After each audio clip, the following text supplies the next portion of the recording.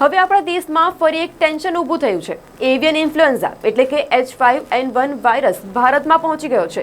કેન્દ્ર સરકારના મત્સ્ય ઉદ્યોગ, પશુપાલન અને ડેરી મંત્રાલયે બર્ડ ફ્લૂ અંગે પંજાબ સહિત 9 રાજ્યો માટે ચેતવણી જાહેર કરી હોય તેવી માહિતી મળી છે। મીડિયા રિપોર્ટ પ્રમાણે મંત્રાલયના સચિવ અલકા ઉપાધ્યાય દ્વારા જાહેર કરાયેલ એક પત્ર છે। તે પત્રમાં કહેવામાં આવ્યું છે કે એવિયન ઇન્ફ્લુએન્ઝા વાયરસ ભારતમાં પહોંચી ગયો છે। જે લોકો ચેપગ્રસ્ત ચિકન ખાય છે તેઓ વાયરસથી સંક્રમિત થઈ શકે છે। જાહેર કરાયેલા પત્રમાં કહેવામાં આવ્યું છે કે જાન્યુઆરીથી સરકારી માલિકીના પોલ્ટ્રી ફાર્મ સહિત 9 રાજ્યોમાં એવિયન ઇન્ફ્લુએન્ઝા વાયરસના કેસ નોંધાયા છે। વાયરસના ચેપને ફેલાવતો અટકાવવા માટે તાત્કાલિક ધ્યાન આપવાની જરૂર છે। બર્ડ ફ્લૂના લક્ષણો અલગ અલગ હોઈ શકે છે, ખાસ કરીને H5N1 જેવા સ્ટ્રેન સાથે, પરંતુ તે ઘણીવાર સામાન્ય ઇન્ફ્લુએન્ઝા જેવા હોય છે।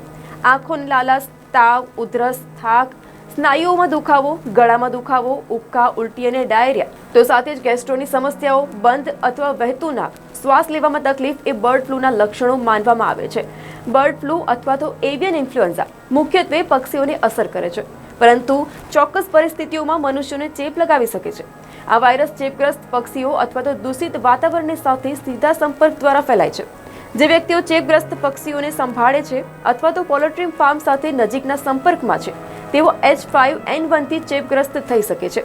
આ વાયરસનો ચેપ યોગ્ય રીતે ન રાંધેલા ચિકન ખાવાથી પણ માણસોમાં ફેલાઈ શકે છે। તેથી બર્ડ ફ્લૂના લક્ષણોને અવગણવું નહીં અને જરૂર જણાય તો તબીબી સહાય લેવી જોઈએ।